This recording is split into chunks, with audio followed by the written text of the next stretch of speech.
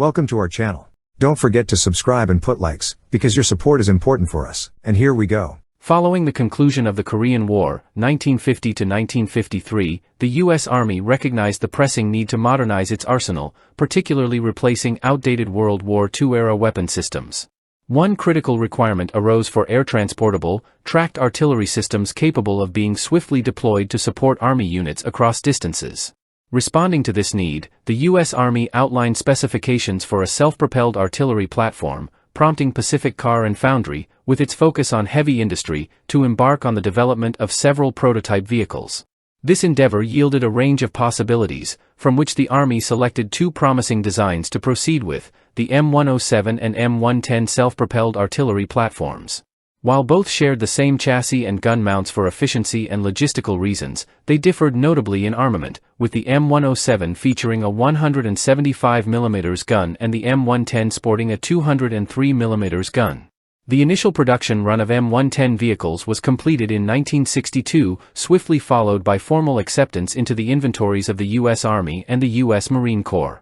The M110 followed a fairly conventional design, with the main gun mount positioned atop a track chassis featuring 5 large rubber-tired road wheels on each side.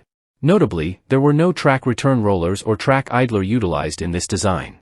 The vehicle utilized a torsion bar suspension system and was powered by a single Detroit Diesel/General Motors 8V71T Series 8-cylinder, liquid-cooled, supercharged diesel engine generating 405 horsepower at 300 RPM. It boasted a top speed of 34 miles per hour and a range of 325 miles. With an operational weight of around 31 tons, the M110 measured approximately 10.8 meters in length, 3 meters in width, and had a height of 3 meters. The primary armament of the M110 consisted of its formidable 203mm, 8-inch, howitzer main gun, mounted at the center rear of the hull roof without a true superstructure. This gun could be elevated between +65 and -2 degrees and traverse up to 30 degrees to the left or right. However, achieving a full 360-degree traversal required rotating the entire vehicle in a new direction. The M110 was not equipped with secondary weapons, as its role was focused on providing long-range artillery support rather than engaging enemy forces directly on the front lines. The M110 crew had access to various types of ammunition, including the M14 dummy round, the standard M106 high-explosive round, and the M650 high-explosive rocket-assisted projectile for extended assault ranges. Additionally, the arsenal included the M404 ICM, improved conventional munition, anti-personnel projectiles designed to detonate above the target area, dispersing approximately 180 grenades. Chemical gas projectiles and nuclear-tipped rounds were also part of the M110's ammunition inventory. Due to the size and weight of the projectiles, only 2 large 203mm rounds could be carried on the M110 itself, with the remaining ammunition supply towed by a support vehicle. To counteract the intense recoil generated by the 203mm gun when firing from a stationary position, a dozer-type spade was fitted to the rear of the hull. This powered spade could be raised from the ground and stowed when the vehicle was in transit.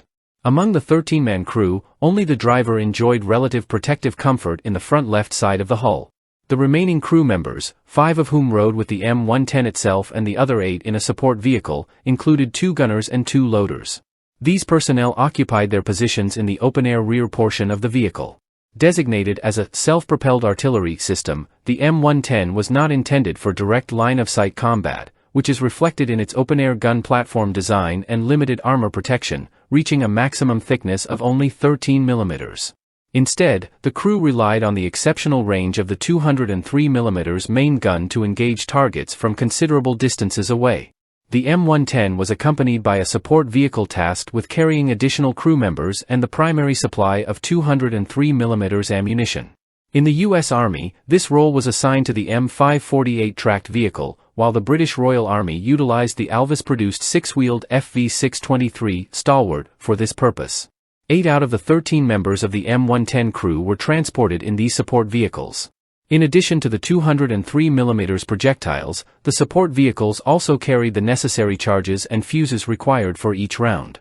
The M110, equipped with its original M2A2 series 203mm main gun, became firmly established in the U.S. Army inventory by the mid-1960s. However, it wasn't until 1977 that a revised version, designated the M110A1, made its appearance as the newly standardized model. The M110A1 differed from the original production model by featuring a longer M201 series 203mm gun barrel, which provided increased ranges without a muzzle brake. Within a few years, further modifications led to the development of the M110A2 designation standard. The M110A2 was essentially the M110A1 with the addition of a double muzzle brake, enhancing its firing capabilities to include a wider range of projectiles beyond the standard high-explosive and anti-personnel rounds. Additionally, the M110A2 introduced the capability to fire the M509 ICM projectile.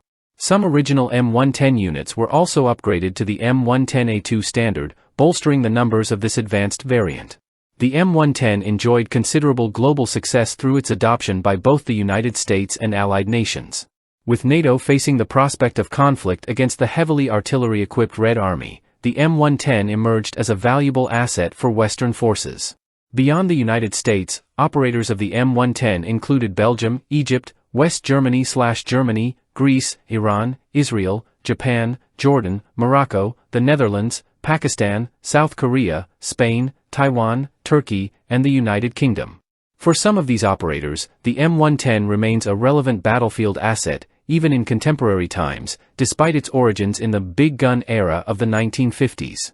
However, many modern armies have transitioned away from traditional battlefield guns like the M110, opting instead for precision-guided munitions such as missiles and smart projectiles, reflecting the shift towards digitized warfare on the modern battlefield.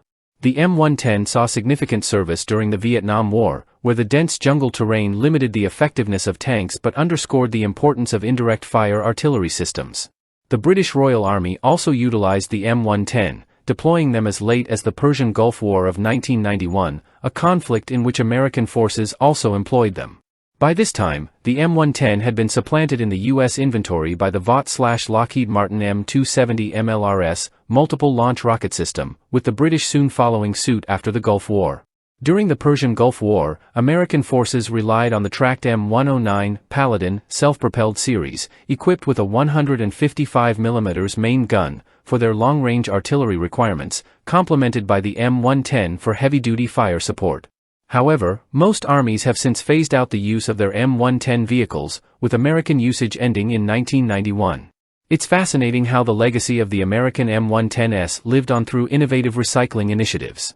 When these vehicles faced retirement, their metal gun barrels were repurposed to manufacture the jackets needed for the first production batch of Texas Instruments/Raytheon GBU-28 bunker buster guided penetration bombs. This approach allowed for more cost-effective measures than simply scrapping discontinued systems, extending the lifespan of the M110's materials. Throughout its operational tenure, the M110 was never assigned a specific nickname and was solely referred to by its designation M110. Additionally, the open-air crew area of the vehicle meant that nuclear, biological, chemical, NBC protection was not feasible, and only the driver was equipped with night vision equipment at his position. Japan acquired a manufacturing license to produce their M110S locally for their self-defense force. For nations that continue to utilize the M110 today, all remaining units have been upgraded to the newer M110A2 standard, distinguished by its double baffle muzzle brake. That's all for now. See you later.